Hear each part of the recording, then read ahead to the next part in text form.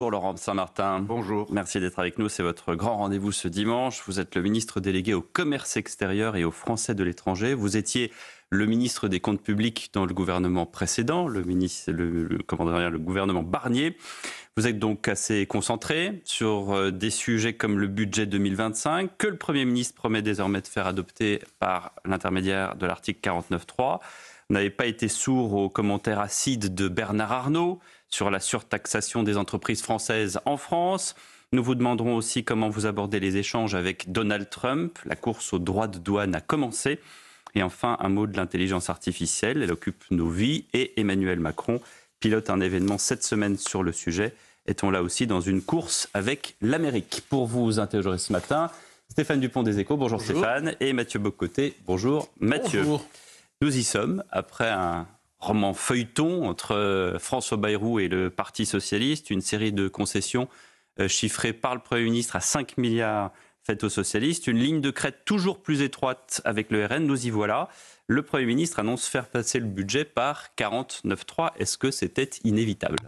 Oui, je le crois. La question était devenue, depuis maintenant plusieurs semaines, de savoir quelle force politique était prête à ne pas censurer le gouvernement à l'issue justement de la présentation de la responsabilité du gouvernement, dit autrement, utiliser l'article 49.3. Donc c'était une surprise pour personne, ce n'était pas un suspense. Et les discussions qui ont eu lieu notamment avec le Parti socialiste, menées par le Premier ministre, mais aussi par Éric Lombard, beaucoup, le ministre de l'économie, avaient pour objectif de trouver un compromis sur le texte permettant de rassembler plus largement avec notamment les députés du groupe socialiste, pour qu'ils ne censurent pas le gouvernement. Mais on y croyait au dépôt de la motion. Donc on y croyait. De censure. On croyait à dire une coalition, oui, une entente cordiale, Vous avez l'assurance politique. qu'ils ne vont pas censurer les socialistes? Vous avez l'assurance? Parce que vous dites qu'on a trouvé un accord, mais ce n'est pas si clair que ça. Non, je n'ai pas dit cela. J'ai dit que, d'abord, la commission mixte paritaire, qui n'est pas le gouvernement, la commission mixte paritaire, ce sont députés et sénateurs qui s'entendent entre eux. Non, mais c'est la déjà représentation de la France. Exactement. Voilà. Et c'est donc déjà quelque chose de très important. Se sont mis d'accord sur un texte qui n'est pas tout à fait celui du gouvernement. Il en est proche. Ce qui va se passer, c'est qu'effectivement, le gouvernement va prendre acte de cet accord et va engager sa responsabilité devant l'Assemblée nationale, suite à quoi il y aura très probablement le dépôt d'une motion de censure par le groupe La France Insoumise, comme d'habitude, puisque eux, c'est un réflexe pavlovien que de vouloir censurer, quel que soit le fond. Et là, la question est de savoir effectivement si le groupe socialiste, cette fois-ci, mais aussi le groupe du Rassemblement national, cette fois-ci, vont vouloir censurer le gouvernement. Je ne dis pas que j'en ai l'assurance, ce serait un peu présomptueux de ma part. Je dis que je crois qu'ils ne le censureront pas, parce que je crois que le compromis, et ce que l'on comprend quand même des sorties médiatiques des responsables notamment du groupe socialiste à l'issue de cette commission mixte paritaire, me donne confiance sur la capacité à ce qu'il n'y ait pas de censure. Mais au fond... Confiance sur quel sujet, Laurent Saint-Martin? Sur le fait qu'ils ne censureront pas. Oui, parce globalement, c'est-à-dire pas forcément sur un sujet plutôt qu'un autre. C'est une non-censure qui va coûter très cher. Pierre le disait, ça va coûter, le Premier ministre parle de 5 milliards. Et vous savez combien a coûté la censure elle-même? La censure, elle a coûté plus de 12 milliards d'euros. Mais c'est pas une raison pour que ça recoute 5 milliards. Chaque jour qui passe, c'est plus de 100 millions d'euros qui sont pas dans du service public, qui ne sont pas au service de nos concitoyens. Les Français et les représentants des Français les plus raisonnables, les plus responsables, je mets évidemment les socialistes dedans. Le RN aussi ont compris. Mais le RN, pour l'instant, je ne comprends pas très bien quelle est leur stratégie sur cette motion de censure. Ou pas? J'entends davantage ces derniers jours, et j'en suis heureux, les responsables du groupe socialiste qui l'ont dit très clairement, ils ne souhaitent pas censurer à nouveau. Sinon, ils ne seraient pas rentrés dans les négociations. Est-ce que c'est le début d'une rupture au sein du NFP, selon vous? C'est-à-dire la capacité de détacher les socialistes et de les ramener à la proximité du bloc central? Je le crois. Il y a eu vraiment un changement d'attitude notable à partir du moment où il y a eu cette première censure. Je crois que les socialistes qui sont des députés de gouvernement, qui connaissent la responsabilité des affaires, ont compris quand même le coût, d'abord au sens financier, mais aussi politique, que représentait la censure et l'instabilité politique. Et donc ils se sont dit sur le gouvernement dirigé par François Bayrou, on va rentrer dans des discussions, d'abord pour faire évoluer le texte, et ça moi je le salue, puisque c'est le principe du compromis, c'est le principe d'une culture de coalition qui n'existe pas en France et que nous sommes en train, péniblement, mais petit à petit, de construire. Ils se sont dit, cette fois-ci, nous allons participer, et participer pas au sens gouvernemental, mais participer au débat d'idées et à la construction du texte. Mais le compagnonnage avec Jean-Luc Mélenchon est pardonné en quelque sorte. C'est pas qu'il est pardonné, c'est-à-dire que aujourd'hui le nouveau Front populaire existe toujours, mais on voit bien une différence énorme maintenant entre l'attitude des députés socialistes et l'attitude des députés, notamment insoumis, qui sont, encore une fois, je le disais, dans un réflexe pavlovien de chaos, de recherche d'instabilité. Et je ne peux que saluer l'attitude des députés socialistes qui a évolué, évolué entre cet automne et cet hiver. Et c'est tant mieux pour le pays, tout simplement. Au final, quand même, le texte qui est issu de la commission mixte paritaire, c'est plus de dépenses et plus d'impôts. Ça va nous coûter de l'argent, quand même. Non, d'abord, il faut quand même remettre le texte là où il est. C'est d'abord un texte de réduction du déficit public de notre pays. Pas beaucoup, oui. Si, c'est quand même d'abord un texte où on va réduire la dépense publique. Je le sais, puisque c'est un texte qui est issu des discussions que nous avions eues déjà lors du gouvernement Barnier. Et il y a des prélèvements obligatoires, mais qui sont davantage des prélèvements obligatoires liés à de la justice fiscale qu'à de la hausse d'impôts. Les classes moyennes françaises qui travaillent n'auront pas de hausse d'impôts à travers ce budget. La justice fiscale et les hausses d'impôts, selon vous? Prenez l'exemple, par exemple, d'une contribution qui s'appelle, pardon pour la technique, différentielle sur les hauts revenus. C'est tout simplement s'assurer qu'on ne puisse pas éviter l'impôt de façon excessive. En gros, un impôt minimum pour les contribuables les plus fortunés. J'appelle ça de la justice. J'appelle pas ça... Ils ne le payaient pas déjà? Ils en payaient, mais par mécanisme d'optimisation, ils pouvaient descendre à un taux moyen extrêmement bas, 3, 4, 5%. Vous ne trouvez pas ça normal? Les Français payent en moyenne des taux d'imposition, pour ceux qui sont imposables à l'impôt sur le revenu, bien supérieurs. Donc ça s'appelle un plancher, ça s'appelle s'assurer qu'il n'y ait pas de la suroptimisation. Ça c'est bien, ça s'appelle de la justice fiscale. Il faut le faire.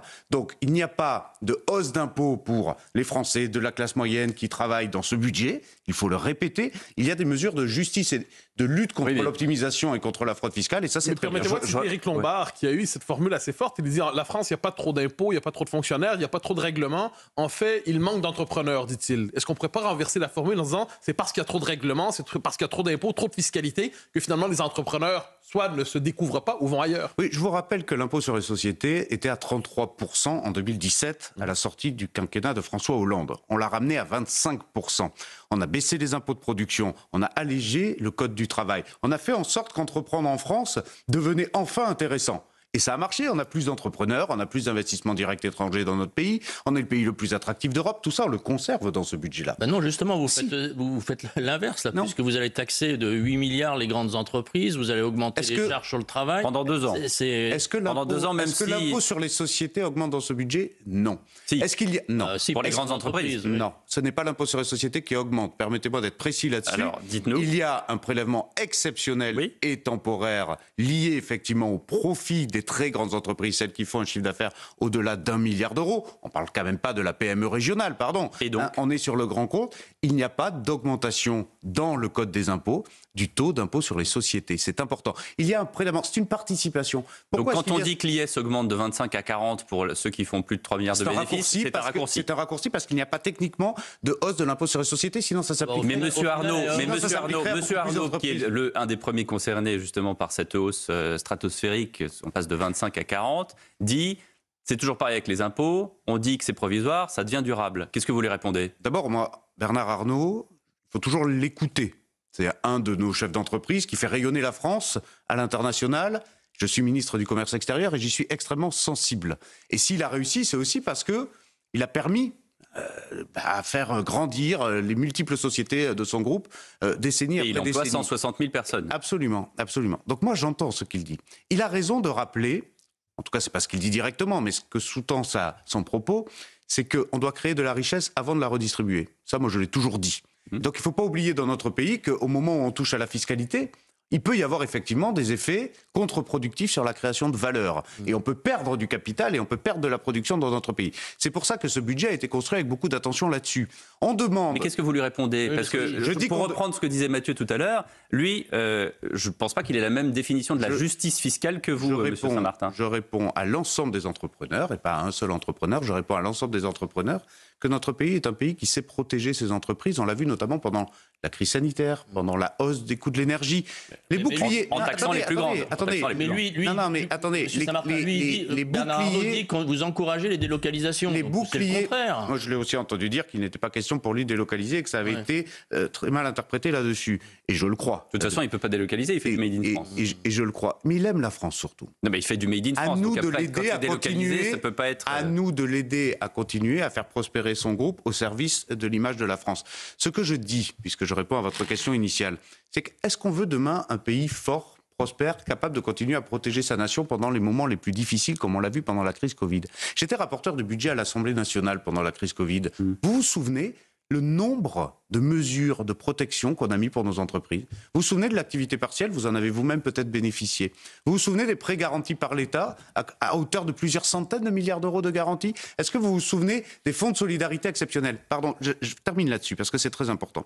Pour pouvoir avoir un pays qui protège fort, il faut un pays qui assainit ses comptes. Les grandes entreprises ne sont pas le bouc émissaire du budget, mais elles sont une partie de l'équation et contribuent, et c'est normal. Et vous savez quoi Donc c'est une partie des boucs émissaires. Non, mais il n'y a pas de bouc émissaire, monsieur, parce que si vous voulez être protégé demain par votre pays, en cas de forte turbulence, et croyez-moi, il va y en avoir, on va en parler, turbulence commerciale, turbulence financière, si vous voulez une nation qui soit capable du jour au lendemain de dire loi d'urgence, on va protéger les salariés, on va protéger le niveau social de notre pays, eh bien il faut un pays qui soit solide financièrement. Pour être solide financièrement, il faut réduire son déficit. Pour réduire son déficit, il faut que tout le monde contribue. Laurent Saint-Martin, ministre du Commerce extérieur, est l'invité du Grand Rendez-vous. On se retrouve dans un instant. Avec Laurent Saint-Martin, François Bayrou qui donc décide, il l'annonce dans la tribune dimanche ce matin, de faire adopter le budget par l'article 49.3. François Bayrou qui, cette semaine, a également parlé de submersion migratoire pour décrire la situation de la France, opinion nettement partagée par les Français. Sondage CSA, CNews, Europe 1, JDD qui montre que 65% le pensent contre 35%. Vous êtes dans les 65 ou dans les 35%? Et je suis dans le camp de ceux qui veulent avoir un débat réaliste, raisonnable sur la question. Est-ce que c'est Dieu possible dans notre pays? Je pose la question. Est-ce que l'on peut avoir un débat sur l'immigration sans tomber dans de la surenchère de postures politiciennes, d'un côté comme de l'autre, souvent des extrêmes, sans avoir la capacité à regarder en face ce qui se passe? Il y a deux réalités, il me semble, quand on parle d'immigration en France. Il y a une réalité chiffrée, statistique, difficilement contestable, qui est celle du nombre d'étrangers en France, qui est à peu près de 11%, qui est d'ailleurs stable sur ces dernières années. Ça, c'est une réalité qu'on est très loin des théories du grand remplacement, auxquelles je n'adhère absolument pas. Et puis, il y a une réalité qui existe aussi, qui est celle que vous décrivez, qui est celle du ressenti de nos concitoyens, qu'il faut savoir regarder en face et écouter, et sur lesquels répondre. C'est ce que fait le Premier ministre.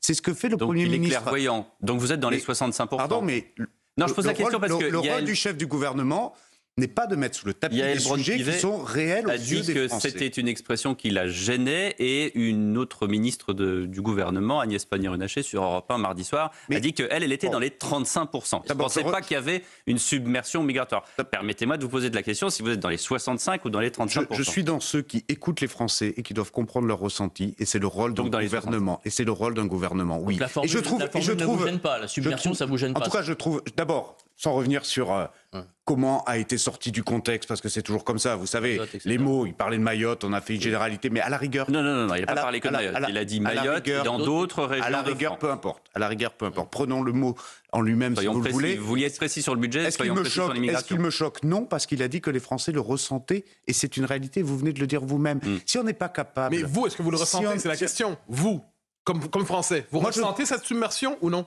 Moi, je crois qu'il y a nécessité de prendre ce sujet avec fermeté, mais aussi avec humanisme, et de regarder la réalité des statistiques et des chiffres. Mais pour reprendre ce que dit Mathieu, vous, dans le Val-de-Marne, par exemple, parce que vous avez été élu de est-ce que vous le ressentez? Non, la notion de submersion, non. Par contre, je comprends qu'elle puisse être ressentie parce que c'est pas traité comme cela devrait être traité aujourd'hui, et je le reconnais volontiers. On a une nécessité de fermeté, et c'est ce que fait le gouvernement, notamment avec Bruno Retailleau, le ministre d'État, ministre de l'Intérieur. Il y a une nécessité de fermeté réelle sur ceux qui ne partagent pas nos valeurs, sur ceux qui ne doivent pas rester sur notre sol. Tout ça est une réalité. Si on ne le dit pas tel quel aux Français, c'est normal que le sentiment que vous décrivez continue à croître. Mais il ne faut pas confondre réalité statistique, je le répète, réalité statistique qui ne justifie pas les théories de grand remplacement. Et, je le dis, le ressenti des Français qui doit être traité. Dans les faits, il y a la proportion d'étrangers, vous l'avez mentionné. Il y a l'autre dimension que tous comprennent, c'est qu'il y a la nationalité au plan administratif, juridique, et il y a le fait que beaucoup de Français, sur le plan juridique, administratif, qui le sont tout autant que les autres, ne sont pas assimilés culturellement. Donc la proportion de Français non assimilés culturellement à l'identité, à la culture française, est de plus en plus grande. Ça, est-ce que le sentiment de submersion ne vient pas de là? Oui, je crois que vous avez raison. Donc là, je crois que la question de la seule présence d'étrangers, c'est une toute autre question. Absolument, vous avez raison. Et il est là le ressenti. Il n'est pas statistique, il n'est pas en nombre. Non, mais je le dis parce que, c'est important aussi. Il ne faut pas confondre la question quantitative. C'est ça le remplacement auquel je ne crois pas. Ce n'est pas la question quantitative, c'est la question de l'intégration. C'est sentir qu'on devient minoritaire chez soi. En tout cas, c'est la question de l'intégration, qui est un défi de plus en plus important. Et là, je vous rejoins. La question de l'intégration, notamment par le travail. Moi, je fais partie de ceux qui veulent une immigration du travail. Je ne suis absolument pas anti-immigration. Je veux une immigration par le travail. C'est pas la politique que veut mener Bruno Retailleau, puisque là, il veut donner un sérieux tour de vis, y compris sur l'immigration du travail. J'ai cru comprendre que vous m'invitiez pour me demander mon avis aussi.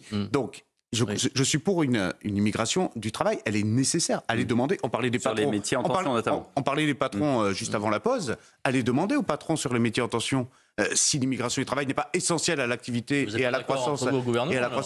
Alors ça, juste un mot là-dessus. Oui. Si vous voulez des ministres tous avec le doigt sur la couture du pantalon, sans opinion différente, ne comptez pas sur le gouvernement de François Bayrou. Parce que il est bien, il est sain.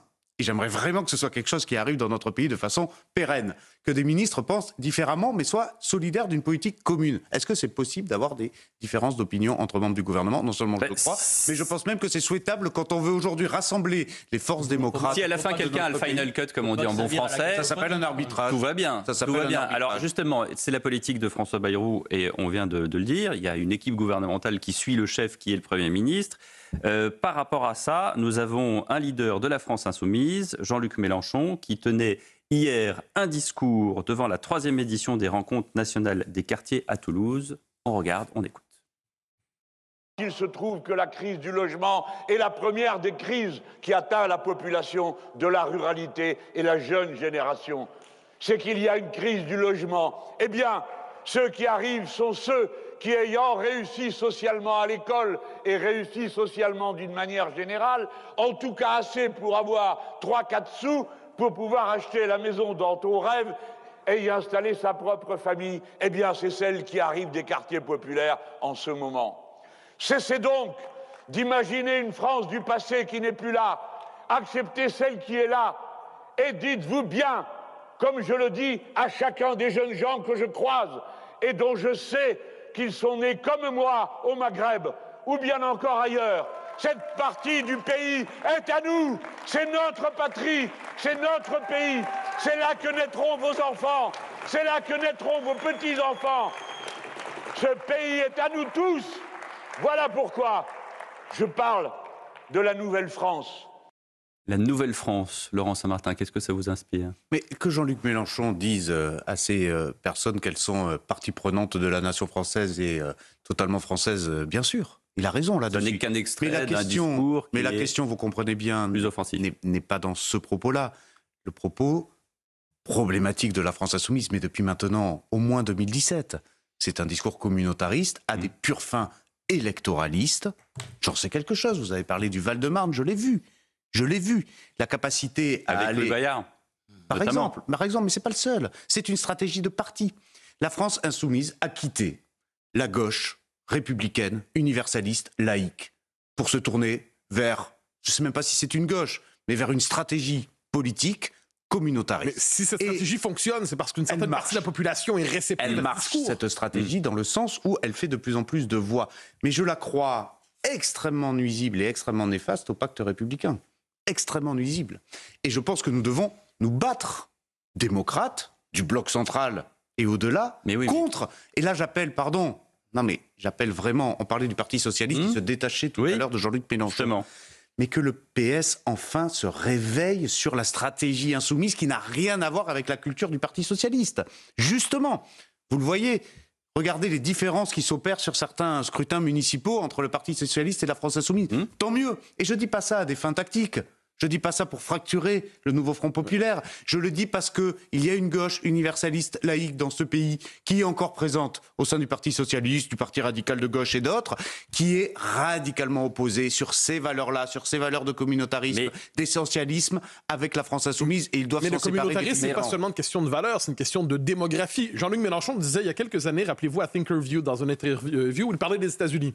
Il dit quand un pays change de population, il parlait du sud des États-Unis avec son hispanisation, il change de culture et d'identité. Et Mélenchon disait c'est la même chose pour la France. Quand on changera la population, la démographie, on changera la culture et l'identité. Est-ce que c'est pas le raisonnement qui nous est présenté ici? Oui, mais je crois que Jean-Luc Mélenchon use de stratégies dont je pense, au fond, qu'il ne le pense même pas lui-même. C'est pour ça que je parle de stratégie électoraliste d'abord, qui est effectivement d'aller séduire une communauté ou des communautés pour les isoler.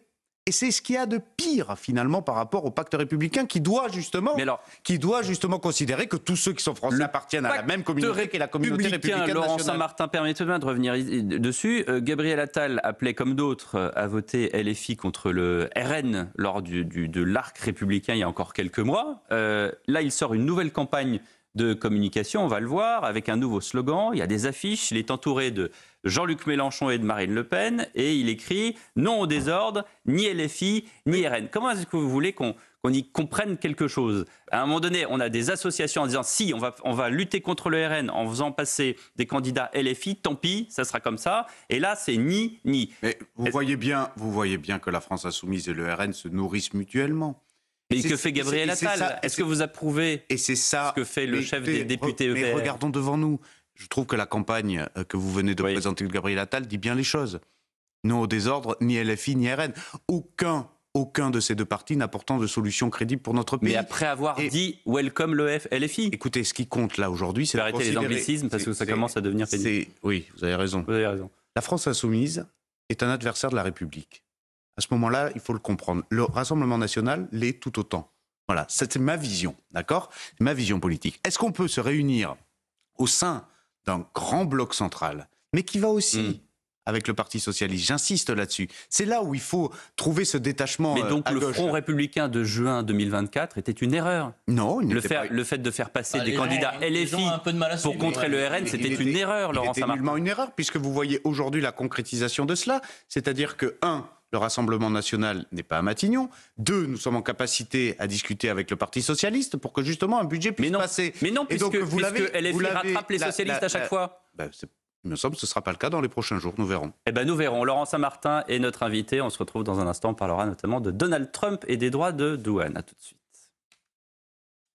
Invité du grand rendez-vous, le ministre délégué au commerce extérieur et aux Français de l'étranger, Laurent Saint-Martin. Mardi, Donald Trump appliquera, comme il l'avait promis, de nouveaux droits de douane. Plus 10% pour la Chine, plus 25% pour le Canada et le Mexique. Addition salée. Est-ce que l'Europe est la suivante sur la liste? L'Europe n'a pas été mentionnée, effectivement, dans la hausse des droits de douane par le nouveau président américain. Il faut être vigilant. Je pense que c'est une vraie possibilité. D'ailleurs, il l'a menacé. Si je veux dire. Donc, il l'a redit à Davos. Il faut avoir une attitude de vigilance, mais aussi d'unité européenne. Ça urge. Ça urge. Je ne sais pas ce que Donald Trump fera et je ne fais pas partie de ceux qui crient avant d'avoir mal. En revanche, je dis deux choses. Il y en a un pourtant. Oui, je dis deux choses. L'élection de Donald Trump et ses propos et la mise en place de hausses tarifaires pour un certain nombre de pays, à commencer par ses voisins, est une alerte. Et donc, nous devons, entre Européens, et je serai demain à Varsovie, demain et après-demain à Varsovie, avec mes homologues ministres du Commerce, pour justement réfléchir à la stratégie européenne. Là-dessus, nous devons enfin être en capacité à jouer cette compétition économique mondiale à la hauteur de ce que notre puissance doit être, ce qui n'est toujours pas le cas aujourd'hui. Mais il y a deux solutions, et aussi, soit on se barricade, soit on coopère. Et aussi être en capacité à répondre si une guerre commerciale venait effectivement à toucher l'Europe. Permettez-moi juste de rappeler, avec un petit pas de recul, qu'une guerre commerciale n'est bonne pour personne. Personne, à commencer par les États-Unis directement. Et qui vous dit que Donald Trump veut une guerre commerciale? Je crois que la mise en œuvre aujourd'hui des droits de douane, la remise en cause d'un certain nombre de traités de libre-échange, à commencer par l'Amérique du Nord, le non-respect des règles de l'OMC, tout cela présage une future guerre commerciale que je ne souhaite pas, que je le pense, aucun Européen ne souhaite, et à nouveau qui n'est bénéfique pour personne. Comment vous décryptez la position de Donald Trump? C'est une manière de mettre la pression et d'arriver en position de force pour négocier, ou est-ce qu'il veut vraiment fermer les frontières et devenir plus protectionniste et mettre un coup d'arrêt au libre-échange qui a dominé le monde toutes ces dernières années? Je crois que c'est les deux. Je crois qu'il a une lecture des rapports de force bilatéraux dans le monde à l'aune de la balance commerciale d'abord. Il dit que l'Europe, et c'est vrai que sur la balance des biens, c'est exact, est excédentaire commercialement avec les États-Unis. Et donc, sa réponse, c'est de dire, l'Europe me doit, puisque je lui achète plus qu'elle ne m'achète. Par ailleurs, c'est faux pour les services, c'est l'inverse. Donc on pourrait aussi discuter de la réalité de cette balance commerciale est-ce qu'il entre l'entend l'Europe quand vous le et, dites, et les États-Unis. Bien sûr que non. Mais je crois aussi, et là je vous donne raison également, que cela fait partie d'une discussion et d'un rapport de force plus global que le seul sujet commercial, à commencer par les sujets de défense en ce qui concerne Mais l'Europe. justement, vous dites que c'est une alerte. Mais est-ce que c'est pas surtout un changement d'époque? Oui. C'est-à-dire, manifestement, les Américains, version Obama ou Biden, se tournaient vers le Pacifique. Version Trump, c'est sur le mode de l'unilatéralisme semi... Alors, on regarde ça, la fracture atlantique dont on parlait il y a longtemps s'élargit considérablement. Oui, vous avez raison, mais là, à nouveau, l'Europe doit se poser la question de son avenir elle-même d'abord. On peut passer notre temps à se demander comment on va répondre aux États-Unis, quelles mesures de rétorsion sont possibles. Il faudra le faire si c'est évidemment nécessaire. Mais là, la question urgente, mais urgente en Europe, c'est de se demander est-ce qu'on veut devenir la puissance que l'on peut être? Est-ce que l'on veut enfin nous battre sur la bataille technologique? On va parler de l'intelligence artificielle, qui est quelque chose d'extrêmement stratégique pour la suite de ce siècle. Est-ce que l'on veut que l'Europe se protège, mais au bon sens du terme, sur la capacité à réindustrialiser et à produire davantage chez nous, sur des chaînes de valeur complètes qui nous rendent plus compétitifs? Est-ce qu'on veut enfin que l'Europe ait une énergie compétitive, durable, moins carbonée, ce qui est le cas aujourd'hui, et en faire une force et le faire savoir au monde? Est-ce qu'on veut, juste un dernier point là-dessus, simplifier la vie de nos entreprises, je reviens à ce qu'on disait en début d'émission, et baisser parfois la lourdeur réglementaire pour que nos entreprises puissent continuer à davantage produire chez nous avant de réguler en permanence? Ces questions-là, c'est des questions qui nous concernent, nous, Européens. Et la seule chose que je dis là-dessus, c'est, je crois que ça doit être un réveil européen, ce qui se passe dans le monde, et qu'on doit d'abord se réunir et être ensemble là-dessus. Justement, Laurent Saint-Martin, parce qu'au-delà des droits de douane, aussi, Donald Trump, ce qu'il dit aux entreprises, aux grandes entreprises, c'est venez investir chez nous. Et ce discours, il porte. Les grandes entreprises, notamment françaises, disent c'est beaucoup plus facile d'investir aux États-Unis, il y a moins de réglementation, il y a moins de normes. Et tout cet appel d'air, comment est-ce vous allez lutter contre ça? Parce qu'à les entendre, ils veulent déjà partir. D'abord, il y a beaucoup d'atouts en Europe qu'il n'y a pas aux États-Unis. Je parlais de l'énergie. C'est en Europe que vous avez l'énergie. Elle est plus chère qu'aux États-Unis. Oui, mais elle est moins carbonée, de très très loin, justement, et elle est disponible. Vous avez aujourd'hui des atouts structurels en Europe dont on ne peut-être ne valorise pas assez, justement, pour garder nos entreprises, mais elles restent ici, et aussi pour en attirer d'autres. Je rappelle, que les Américains investissent en France, et que si vous mettez des barrières tarifaires, ça va pénaliser ces mêmes entreprises américaines qui réexportent. Ils ne vont pas revenir. Hein. Non mais attendez, la France... Ils sont très présents avec les fonds d'investissement surtout, mais les Américains. Surtout de l'argent. Non mais je sais qu'en France on aime bien s'auto-saborder, mais c'est pas mon propos moi. Mon propos c'est l'inverse. Moi je regarde la France comme étant le pays qui a augmenté année après année, pendant 7 ans, les investissements directs étrangers. On n'a jamais eu autant d'investissements américains sur notre sol que depuis ces dernières années. Oui, c'est une perte de souveraineté, puisque aujourd'hui, la plupart des entreprises... Vous ne pouvez pas dire tout et son contraire. On a besoin de produire sur notre sol, oui ou non? Oui, mais... Est-ce qu'on a besoin de réindustrialiser notre nation? On n'a pas de capitaux français, donc on fait appel aux capitaux américains. Vous le savez aussi bien que moi, Laurent. On a évidemment des capitaux français et on a besoin des investisseurs du monde entier. Mais vous croyez qu'aux États-Unis, il n'y a que des investisseurs américains? Il y a des investisseurs majoritairement. Du monde entier. Vous avez une formule majoritairement. La dette, elle est chez eux. La dette française, elle est aux États-Unis. La dette américaine, elle est aux États-Unis. Mais vous avez une formule étonnante. Non, mais là, vous parlez de la dette souveraine de l'État français. Bien sûr. Non, mais on parle de ça n'a rien à voir avec la dette privée des entreprises. Écoutez, moi, ce que je vous dis, monsieur le juge, pour résumer, c'est qu'on a besoin des investissements et des capitaux du monde entier. Déjà, il ne devrait pas y avoir de dette si on était pour faire justement compétitif de notre continent un continent qui sait jouer la compétition mondiale. C'est de cela dont il s'agit.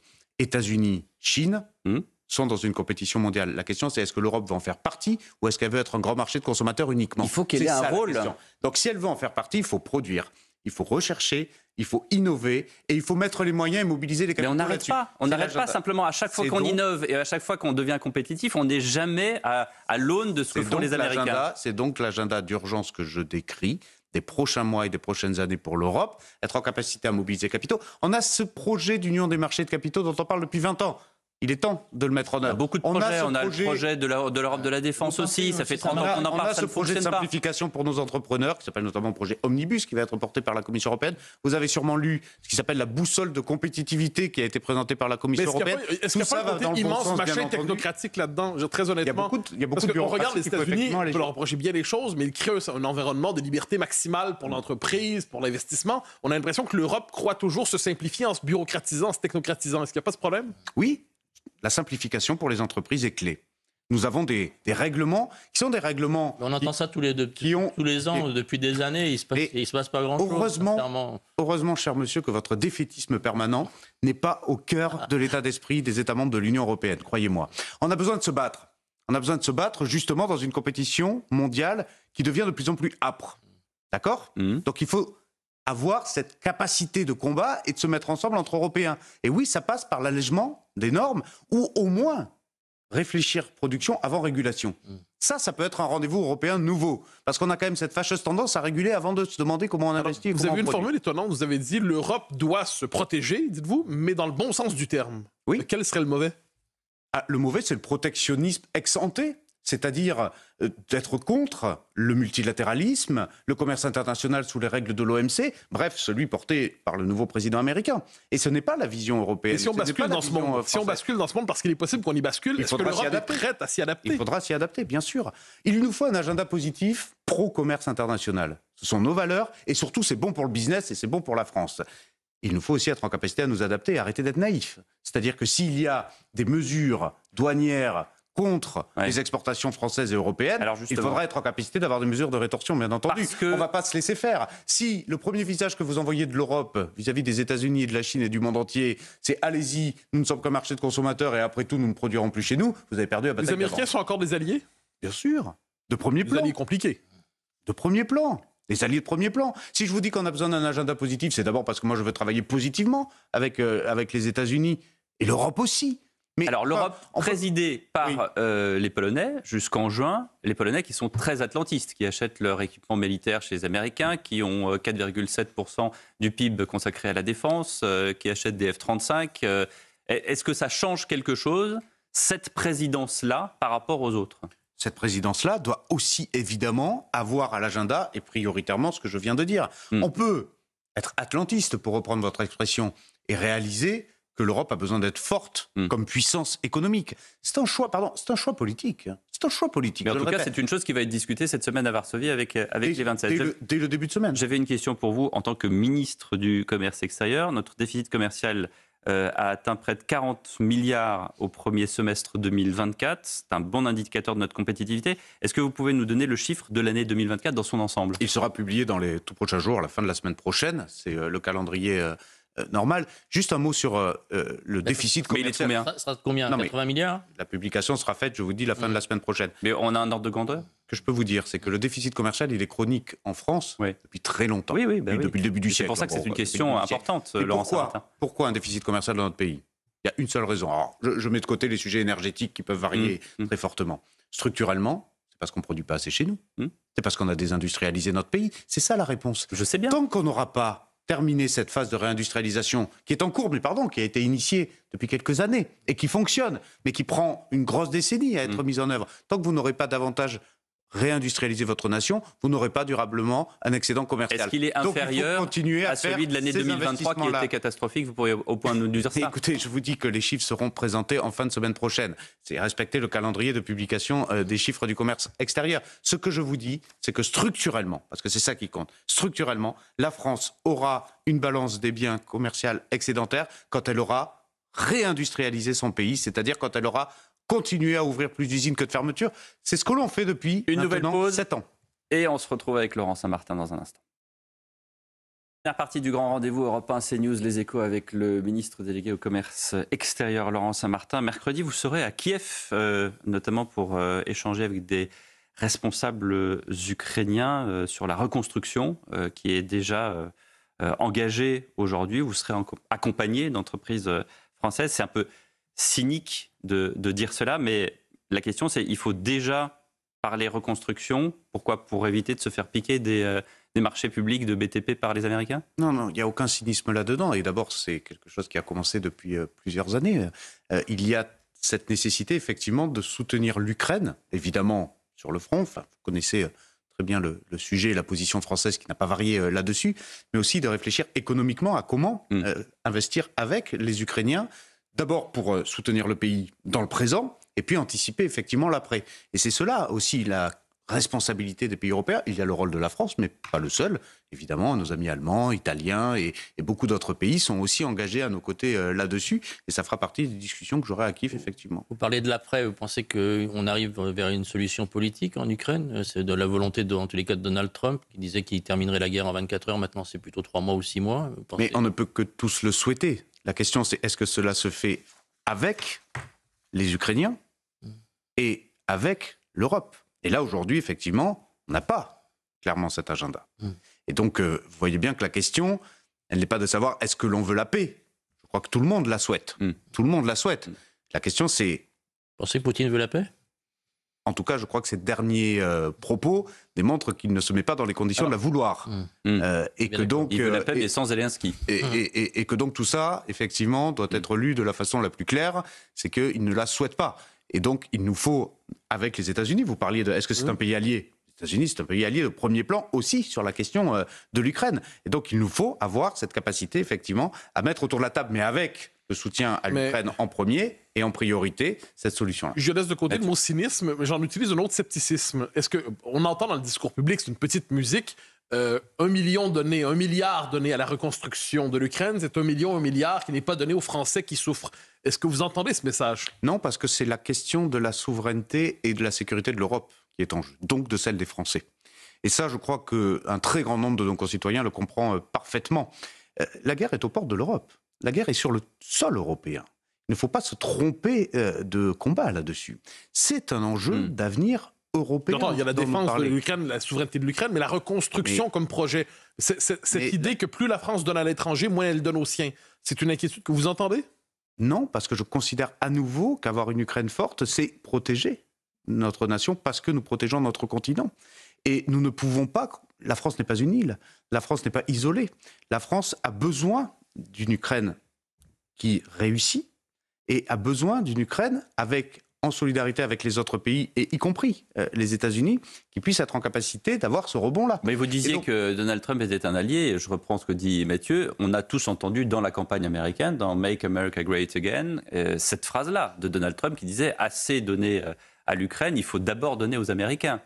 Il y a pas d'où le parallélisme, je pense, suggéré par Mathieu Bocoté. Mais nous sommes ensemble sur le sujet de la guerre en Ukraine. Nous devons le rester, c'est ce que je crois. Et à nouveau, la position française n'a pas varié là-dessus. Soutien indéfectible à l'Ukraine. Et la position américaine, elle a varié, ou elle est en train de varier. Écoutez, ils changent quand même beaucoup la donne, puisque c'est quand même eux qui sont les premiers principaux financeurs. Ils sont, je vous le confirme, une bonne partie de la solution. Jeudi prochain s'ouvre un sommet pour l'intelligence artificielle. C'est l'Élysée qui pilote. C'est quoi le but exactement? Alors, d'abord, c'est un sommet mondial qui va rassembler effectivement beaucoup d'acteurs, beaucoup de chefs d'État, et ça se passe à Paris. Et c'est pas anecdotique. C'est comme Choose France à Versailles. Oui, sauf que là, ce n'est pas que l'enjeu de l'investissement en France, c'est l'enjeu de montrer qu'en France et en Europe, nous savons accueillir le plus grand sommet au monde sur la question de l'intelligence artificielle. L'intelligence artificielle, ce n'est pas une technologie de plus. C'est probablement la technologie qui peut changer considérablement le plus nos sociétés. Et donc, l'enjeu de souveraineté, là-dessus se pose probablement plus que dans n'importe quelle autre bataille technologique. La question est donc de savoir, est-ce qu'en France, est-ce qu'en Europe, on a les talents, les cerveaux, la compétence et le capital permettant d'avoir un champion européen pour jouer cette compétition mondiale avec ChatGPT l'américain et avec DeepSeek le chinois aujourd'hui, puisque c'est une compétition qui est mouvante. Et nous verrons peut-être d'autres acteurs émerger là-dessus. Je suis convaincu que oui, parce que la réponse est oui. Mais est-ce que le simple fait de poser la question, c'est pas y répondre? C'est-à-dire, les autres forces, elles existent déjà. Mais poser la question, est-ce que dans un monde, est-ce qu'on pourrait peut-être exister nous aussi? Non, c'est pas ce que je dis. On existe déjà. Et on est dans la compétition. Donnez-nous un exemple. Mistral, Pigment, prenez ces pépites françaises, d'autres en Europe. La question, c'est est-ce qu'on se met ensemble, là encore en européen, pour faire un outil puissant, capable de jouer cette compétition mondiale, avec la mobilisation des capitaux nécessaires aussi, européens. C'est extrêmement important. Ça va être ça le grand défi. Permettez-moi Est-ce qu'on peut, juste un mot là-dessus, est-ce qu'on peut aussi, à l'occasion de ce sommet, ce sera aussi une bonne opportunité, se dire que quand on est une entreprise européenne, on choisit une solution d'IA européenne plutôt qu'américaine, par exemple. Est-ce que la notion de préférence européenne, on peut cesser d'en faire un gros mot, mais d'en faire plutôt une stratégie commune? Ça va être des enjeux intéressants de ce sommet. Et quand vous êtes un grand investisseur, vous avez des capitaux, est-ce que vous les mettez plutôt en Europe ou vous les mettez plutôt aux États-Unis, notamment pour financer de l'IA? Et pourquoi ne les mettrez-vous pas en Europe si vous avez un potentiel de croissance? Il faut que le cadre soit plus favorable. Je suis d'accord. On revient à notre propos de tout à l'heure. Il faut le simplifier, il faut créer une union des marchés de capitaux. Tout l'agenda européen va dans ce sens-là. Donc, il faut accélérer le sujet de l'agenda européen, mais qui est sur les rails, et il faut l'accélérer. Et il faut aussi être un peu fier de ce que l'on fait. Vous avez... Je citais... ça, je pense qu'on est tous très très fiers de ce que fait la France. Simplement, on est par exemple très fiers de l'avion Rafale. Oui. Simplement, la majorité des pays qui s'arment achètent des F-35, alors qu'on a un avion français qui est aussi compétitif que les F-35. Et malheureusement, est-ce qu'on risque pas de voir ça dans l'IA, justement? Non, d'abord, ce qui est sûr, c'est que plus vous aurez cet esprit de défaite, plus ça se réalisera. Depuis tout à l'heure, vous dites que je suis défaitiste. Je viens de vous dire que je suis justement très très fier du Rafale, on se veut réaliste, que accessoirement je connais bien, pas défaitiste, en tant que marin de réserve. Je me sens plus combatif et optimiste que vous, c'est ça que je dis. Bon, et en même temps, vous êtes aux affaires, donc... Tant mieux, je vais dire. Ça tombe bien. C'est mieux comme ça. Ce que je veux vous dire, c'est qu'on a les cerveaux, les technologies, en termes d'intelligence artificielle, dans notre pays, sur notre continent, d'accord, qui, si on sait mobiliser le capital, si on sait se coordonner entre Européens, peuvent faire de l'Europe une puissance en termes d'intelligence artificielle. La bataille, elle est en cours. Ça ne dépend que de nous. Confère ce que je disais tout à l'heure par rapport aux États-Unis et aussi par rapport à la Chine. Ça ne dépend que de nous. On est en 2025 à un moment de vérité. La fin de la naïveté. Très bien. La capacité à se protéger en fonction de comment va se dérouler justement cette compétition commerciale dictée par d'autres, ça c'est vrai. Et puis la technologie, cette compétition technologique. Il y a 30 ans, il y avait la compétition d'Internet. Elle a commencé avec nous, je vous rappelle. Elle s'est déroulée sans nous commercialement. La question de l'IA, c'est de savoir, est-ce qu'elle commence avec nous? Oui. Est-ce qu'elle va se dérouler avec nous? Il faut que oui. Et donc là, on a un enjeu qui est absolument considérable dans les prochaines semaines et les prochains mois. Et vraiment, je crois que la prise de conscience des États membres de l'Union européenne là-dessus est réelle et que ce sommet va permettre, je crois... Tant mieux. Je souhaite autant que vous que ça marche. Vous affichez optimisme, volonté, tout ça. Je me permettrai de vous citer un écrivain. Les écrivains sont quelquefois les plus grands sociologues. Michel Houellebecq, qui dans La carte et le territoire, rappelez-vous, dit « Le monde se développe en grand bloc de civilisation et quel sera le destin de l'Europe ? Une forme de Disneyland planétaire. L'Europe offrira ses châteaux, l'Europe offrira son patrimoine, mais l'Europe ne pèse plus parce qu'elle s'est laissée écraser par l'idéologie et la technocratie. » Est-ce que vous ne partagez pas de temps en temps, est-ce que vous nommez ça de défaitisme ou est-ce que c'est pas lucidité? Alors ça, c'est le schéma qui arrivera si l'Europe ne se réveille pas dans le sens que je décris. Ce qui se passera, c'est que l'Europe deviendra un continent de consommation, un continent musée, qui regardera les autres produire et innover. Il n'appartient qu'à nous de rester dans une compétition où on produit et on innove nous-mêmes. On a les capitaux. Vous savez qu'il y a plus d'épargne privée en Europe qu'aux États-Unis.